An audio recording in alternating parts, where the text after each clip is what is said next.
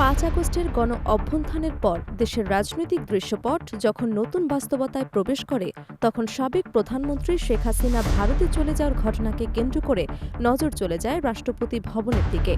আওয়ামী লীগ সরকারের পতনের পর রাষ্ট্রপতি মোহাম্মদ শাহাবুদ্দিন কি পদে থাকবে, এ নিয়ে শুরু হয় ঝোর আলোচনা।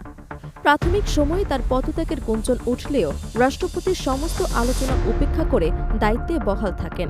তবে সেই সময়ে তিনি কী ধরনের চাপ ও সংকটের মুখোমুখি হয়েছিলেন তা এতদিন স্পষ্ট ছিল না। সম্প্রতি এক সাক্ষাৎকারে রাষ্ট্রপতি সেই অভিজ্ঞতার কিছু অংশ প্রকাশ করলে নেট দুনিয়ায় নতুন করে আলোচনা সমালোচনা শুরু হয়েছে। রাষ্ট্রপতি শাহাবুদ্দিন বাংলাদেশের রাজনৈতিক ইতিহাসে এক অনন্য নজির স্থাপন করেছেন। তিনি একাধিকবার একাধারে 3টি সরকারকে শপথ পাঠ করিয়েছেন, যার মধ্যে 2টি সরকার ইতিমধ্যেই বিদায় নিয়েছে। বাংলাদেশের ইতিহাসে এ ধরনের নজির বিরল, কিন্তু তিনি দাবি করেছেন গত 1.5 বছর তিনি ছিলেন সবচেয়ে বেশি উপেক্ষিত রাষ্ট্রপতিদের একজন।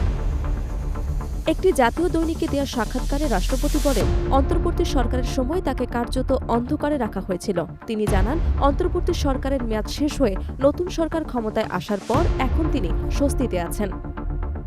তবে আগের সময়টা কতটা কঠিন ছিল সেই প্রশ্নের সরাসরি মন্তব্য না করলেও বিভিন্ন ইঙ্গিতে পরিস্থিতির জটিলতা তুলে ধরেন।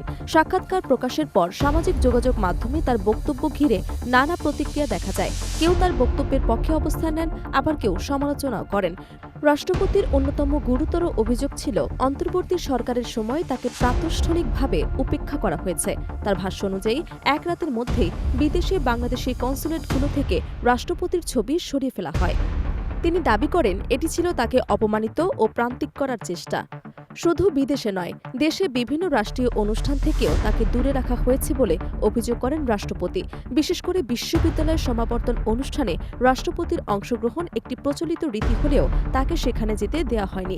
এছাড়া জুলাই আন্দোলনের পরপরই তার পদত্যাগের দাবি ওঠে। সেই সময় কারা তাকে সমর্থন দিয়েছেন, কারা নেপথ্যে পদত্যাগের চাপ সৃষ্টি করেছেন, সেসব বিষয়ে তিনি ইঙ্গিতপূর্ণভাবে তুলে ধরেন।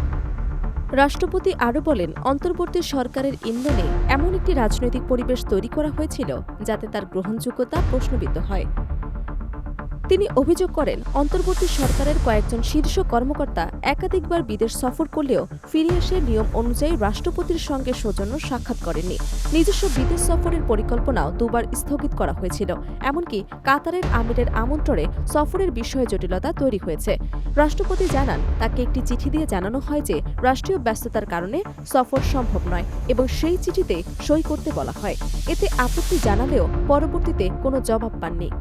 রাষ্ট্রপতির অভিযোগের আরেকটি দিক ছিল প্রেস উইং অপসারণ। তিনি দাবি করেন, প্রেস উইং তুলে দেওয়ায় সরকারি বার্তা প্রচারের সীমাবদ্ধতার মুখে পড়েছেন। গুরুত্বপূর্ণ জাতীয় দিবসে প্রকাশিত ক্রোড়পত্রেও গত 1.5 বছরে তার ছবি ও বাণী প্রকাশ বন্ধ ছিল। এসব পদক্ষেপকে তিনি নিজের ভাবমূর্তি ক্ষুণ্ণ করার চেষ্টা হিসেবে দেখেন। তবু কঠিন সময়ে মনোবল হারাননি রাষ্ট্রপতি। তিনি জানান, সে সময় বাংলাদেশ জাতীয়তাবাদী দল তার পাশে দাঁড়িয়েছিল। সাক্ষাৎকার প্রকাশের পরপরই নেট দুনিয়ায় তুমুল আলোচনা শুরু হয়েছে। কেউ রাষ্ট্রপতির অভিযোগকে গুরুত্ব দিয়ে তদন্তের দাবি তুলেছেন, আবার কেউ এটিকে রাজনৈতিক বক্তব্য হিসেবে দেখছেন। বিশ্লেষকরা মনে করেন, রাষ্ট্রপতির এই বক্তব্য দেশের সাম্প্রতিক রাজনৈতিক ইতিহাসের এক গুরুত্বপূর্ণ অধ্যায় সামনে এনেছে।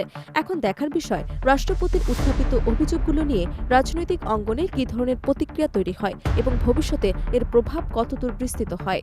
Desk report, Dhaka.